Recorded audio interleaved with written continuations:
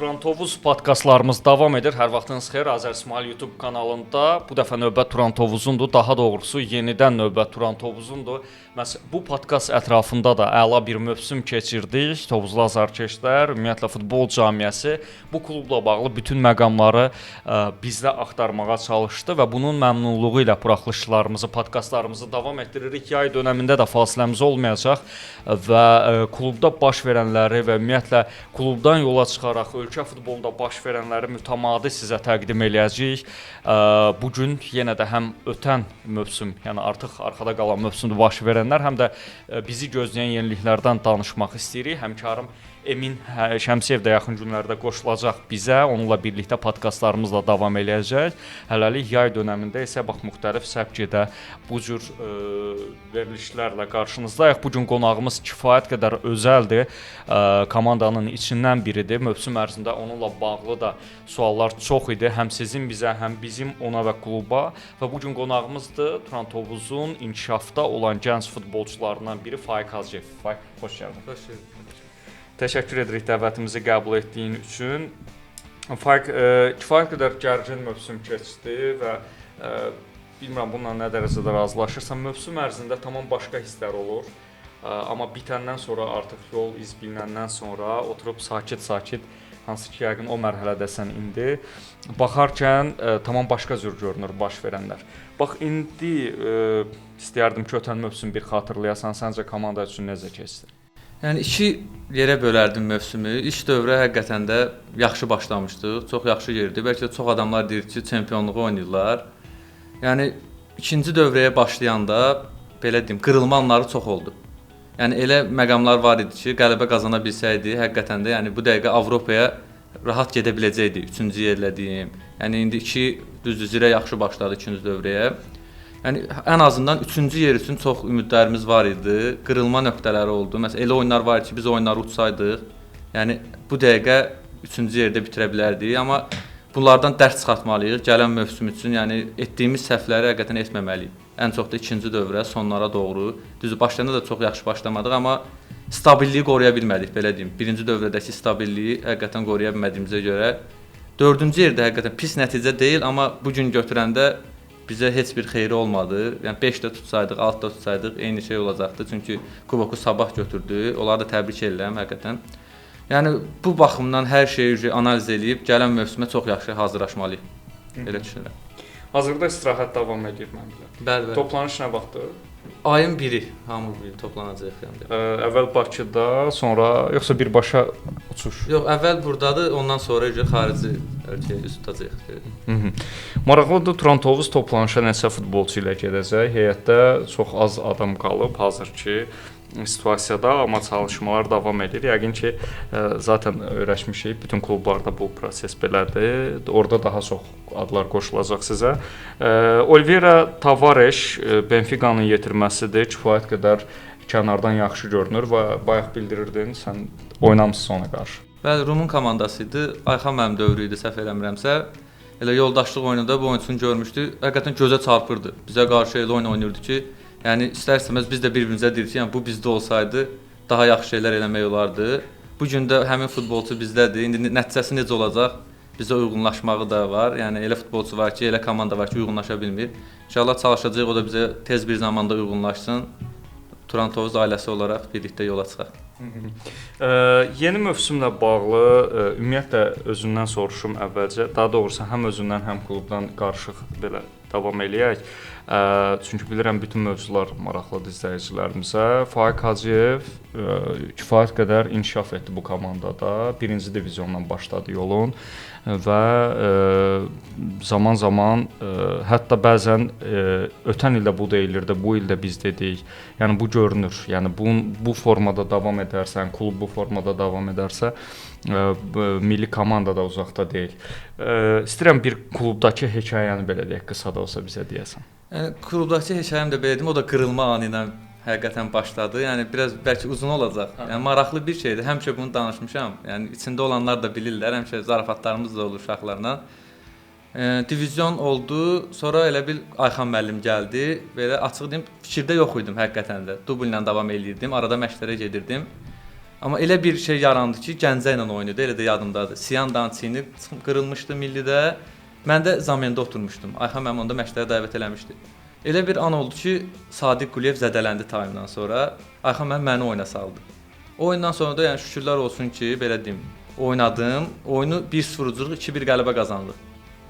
Ondan sonra Neftçi oyunu, düzdür, son dəqiqələrdə penal elədim, əlimə dəydi. Amma Ayxan mənim çox sağ olsun, mənə güvəndi. İkinci Gəncə oyunu kubokda Allah nəsib etdi, gol da vurdum. Yəni ondan sonra Ayxan müəllim başladı məni oynatmağa. Ondan sonra pillə, düzdür, həmin sezonda qış fasiləsinə getdik. Qayıdandan sonra Türkiyədə düzdür, həmin formada deyildim. Həqiqətən də o formamdan düşmüşdüm. O formadan düşdüm, amma yenə də özümü toparlaya bildim. Sağ olsun Ayxan müəllim də mənə şans verdi. Yaydan sonra belə deyim, qoşuldum. Ayxan müəllim əsas heyət üzvü kimi yavaş-yavaş məni oynatmağa başladı. Ayxan müəllim ayrılandan sonra da Qurban müəllim gəldi, həqiqətən. Yəni onda da daha çox oynadım, daha çox təcrübə qazana bildim.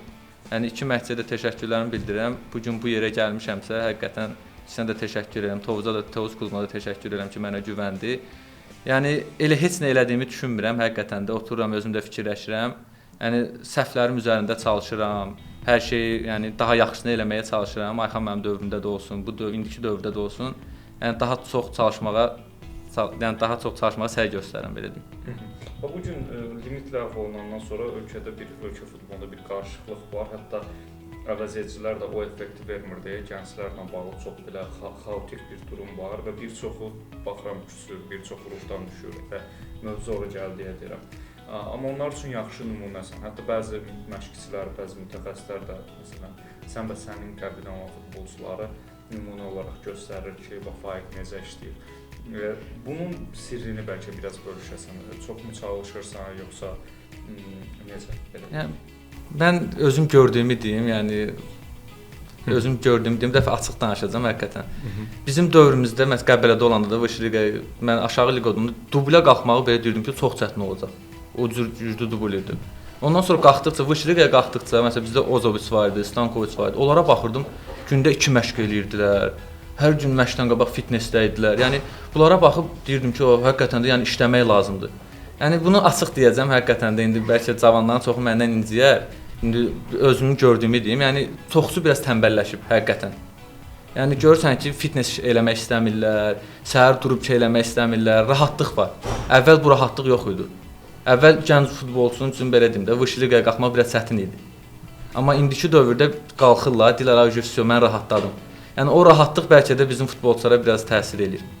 Komanda ilə bağlı yeni mövsümdən gözləntilərin necədir? Çempionatın səviyyəsi qalxır, klub sayı artır, iddialı klubların yenidən iddialı olacağı gözlənilir. Məsələn, ötən mövsüm alınmadı, bir çoxunda ortabab klublar daha da üst səviyyə qalxır. Bunun fonunda Turan Tovuz bu hansı yerdə görsən Turan Tovuzu və ümumiyyətlə bax komandanın içində olan biri olaraq indi məşqçilər korpusu qalır da, heyət dəyişsə də, onun əlamətlərini hiss edirsənmi ki, yəni siz yaxşısınız, formadasınız, yoxsa çətindirmi? Yəni gələcək mövsüm üçün də həqiqətən bu mövsüm yaxşı deməyim də, tam yaxşı eləyə bilmədiyi nəticədə düzdür, 4-cü yer oldu, amma Avropa istəyirdi. Yəni gələn mövsüm bizdən də istəklər daha böyük olacaq. Çünki bu il 4-ü tutmuşuqsa, deyəcəklər ki, daha artıqını eləyə bilərsiniz. İndi məşqçilər korpusu hamımız bir yerdə yığılıb daha yaxşısını eləməyə çalışacağıq. Yəni ötən mövsümə bir daha qayıdacağam. Həm də bir növ komanda məsələn qışdan sonra böyük bir period oldu. Araz Naxçıvan qalib gələ bilmirdi. Siz də qalib gələ bilmirdiniz. Bunun belə deyək səbəbləri nə idi? Bu və həmin o bayaq danışdığın o uğursuz zolaq oldu bir müddət. Onun səbəbləri nə idi? Bax məsələn Qurban Berdiyevdən soruşurduq baş məşqçisindən, bəzən futbolçuları qınayırdı. Biz də görürdük, bəzən futbolçular özü də etiraf edir ki, fərdi səhvlər çox olurdu həddindən artıq. Nə satmırdı? Yəni həqiqətən də fərdi səhvlərimiz çox oldu, düzdür. Bəlkə də belə deyim də təzyiqə dözə bilmədik. Naxçıvan xal itirirdi. Biz də qələbə qazanışıq, Naxçıvana çata bilərik. Onun təzyiqi olurdu bəlkə də futbolçuların üzərində, belə deyim. O da bizi biraz dala salırdı. Yəni siz demiş Naxçıvan uduzurdu. Biz qələbə qazansaydıq, Naxçıvana təzyiq eləmiş olurduq. Özümüz də qalxırdıq. Amma elə oyunlar olurdu ki, uda biləcəyimiz oyunları, belə deyim, elə xallar itirdik ki, yəni bu gün həqiqətən də bizə çətin oldu, yəni. Çətinlik yaratdı. Bir də ötən mövsümün əsas problemlərdən birini yəqin ki, sən hiss etdin. Müdafiə xəttində çox ciddi itkilər. Ümumiyyətlə bu itkilərin yoxluğu, belə deyək, nə dərəcədə təsir edirdi? Gələn futbolçular niyə uyğunlaşa bilmirdi? Bax, bu istiqamət. Yəni yaydan bəri komanda olaraq mən Qurbanverdi belə bilində hamıya aşılamışdı, futbolunu hamı götürmüşdü. Nə istədiyini yaxşı bilirdi. Yəni zədələr oldu Şako, Şəhriyar, Deniz, Miller, yəni uzun zədələr oldu. Həqiqətən də yəni bu uzun zədələrdən sonra yerinə gələnlər də yəni əllərindən gələn ən yaxşısını eləməyə çalışdılar. Prosta yayda təlimlər elə idi ki, uzun müddət idi. Məşqçinin dediklərini yerinə yetirə bilirdi. Səhv olsa da məşqçi başa sala bilirdi. Qış dövrü elədir ki, yəni çempionat da tez başladı. Gələnlər də gec gəldi, oldu. Məşqçi yəni müdafiədə nə tapşırıq vermək istəyirdisə biz onları belə deyim.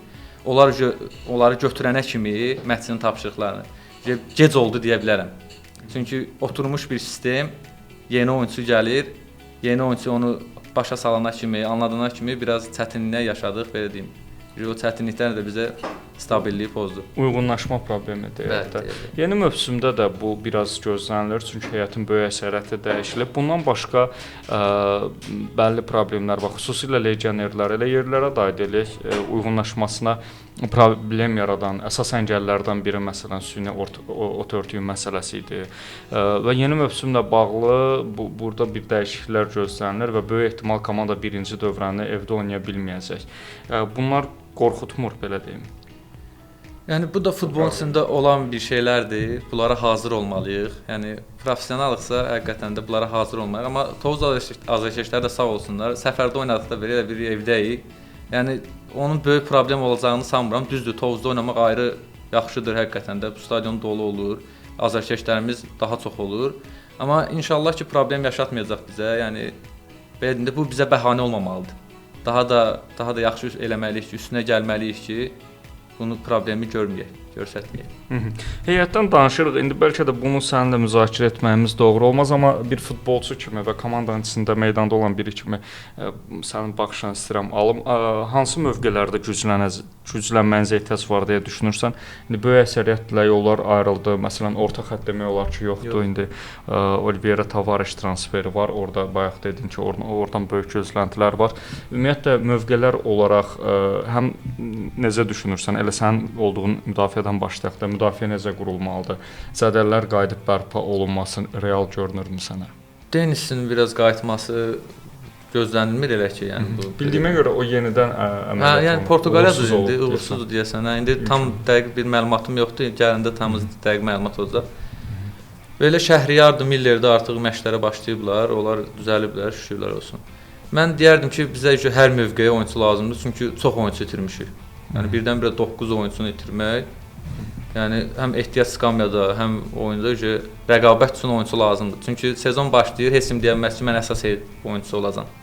Yəni onun garantisi olan bir şey deyil futbolda. Çünki yay fasiləsini belə deyim də, indiki fasiləni kim necə məşq eləyəcək, necə olacaq, zədələr də ola bilər, belə deyim, həmin dövrdə. Yəni ondan sonra daha yaxşı bilinəcək ki, nələr lazımdır, nələr lazımdır. Bu dəqiqə belə götürəndə hər mövqeyə oyunçu lazımdır rəqabət üçün. Arxada qalan mövsümə nəzər yetirək. Komandanın ən güclü silahlarından biri standart vəziyyət idi və demək olar qonağımız olan bütün futbolçu və məşqçilərdən soruşmuşuq. Çox işləyirsiniz, bilirəm üzərində, amma kifayət qədər də komanda bu mövzuda yaxşıdır. Yəni belə deyim, normaldan çox yaxşıdır. Bunun sirrini sən nədə görürsən? Yəni birinci futbolçuların belə deyim də müdafiə xətti olsun, hücum xətti olsun, orada standartlarda iştirak edənlər istəkli idi bizdə həqiqətən də. Yəni top pis qalxsa belə, ötürmə pis olsa belə, həqiqətən görürük ki, istəkliyik. Bir o istəkdə, bir də ki çox işləməyimizdə deyə bilərəm. Yəni məşqçilər heyəti həqiqətən də çox işlədirdi. Hər məşqin sonunda az olmasa bir 15-20 dəqiqə standart vəziyyətlər hər həftənin yəni planında var idi. Standart vəziyyətlərdə işləyirdik. Yəni çox işləməyimizin də bizə xeyri dəyildi. Kim hara gedəcək, kim necə olacaq. Biliriz. Yeri gəlmişkən komandanın bəzən azarkeşlər oyunundan da çox narazılıq eləyirdi zaman-zaman. Xüsusilə məsələn müdafiə futbolu, rəngli, rəngarəng futbol olmaması, standart vəziyyətlərdə xoşbəxtliyin axtarılması. Buna münasibətin necədir? Yəni hər bir azarkeşin oyuna baxış açısı var, belə deyim. Yəni mən də belə deyim, deyə bilmərəm ki, oyunumuzda yəni o qədər də şeydir, pas futbolu olsun, şey olsun. Yəni strategiya uyğun olaraq biz də yəni standartlarda yaxşı idisə bunlardan istifadə etməyə çalışırdıq. Yəni nə qədər uğurlu oldu, yəni onu demək çətindir. Və azarkeş məsələsi, azarkeşlərdən danışdıq. Bu mövsüm onları necə hiss edirdin? Tovuz artıq uzun müddətdir elə Premyer Liqa qaydandan rekordları vurur azarkeş mövzusunda. Bu mövsümdə ən yaxşı azarkeşlər sizdə idi, ən fərqli azarkeşlər sizdə idi, həm evdə, həm səfərdə. Həm onlara bir fikirlərin varsa deyə bilərsən, həm ümumiyyətlə futbolçu kimi meydançada nələr hiss edirdin onlara? Yəni hər birinə təşəkkür edirəm həqiqətən də bütün Turan azarkeşlərinə, böyükdən balacaya kimi. Çünki bizim oyunlarda həm həqiqətən də yəni atmosfer çox yaxşı olurdu. Yəni azarkeş atmosferi idi, rəqiblərin də xoşuna gəlirdi. Məsələn, Zubirlə bir anımız var idi, deyirdi ki, stadionumuz ot olsa, həqiqətən də çox yaxşıdır. Çünki belə atmosferdə oynamaq onlara da xoşdur. Yəni elə orada axşam vaxtı oynayanda daha yaxşı olur. Projektor yanır, azarkeşlər. Yəni bizə oynamaq üçün də yəni maraq, futbolçunun marağı nədir? Motivasiyası nədir? Azarkeş ilk növbədə. Nə qədər azarkeş olsa, o qədər futbolçu motivasiyalı olur. Tək Tovuzda deməyim, məsələn, səfər oyununa gələndə belə azarkeş çox olanda bu bizə motivasiya verir. O qədər azarkeşin qarşısında oynamaq həqiqətən də adama xoşdur. Təşəkkür edirəm Faiq bu qısa, maraqlı söhbət üçün, dəvətimizi qəbul etdiyiniz üçün. Turan Tovuzdan danışırdıq. Bu gün qonağımız Faiq Hacıyev idi, komandanın futbolçusu və buraxılışlarımız artıq daha sıx qrafiklə davam eləyəcək və irəliləyən günlərdə sizə növbəti təhlil xarakterli, fərqli formatlı podkast təqdim edəcəyik. Daha doğrusu fərqli formatlı yox, nisbətən fərqli formatlı, yəni özümüz danışacağıq bu dəfə. Bu günlük bu qədər, bu podkastlıq bu qədər. Hələlik.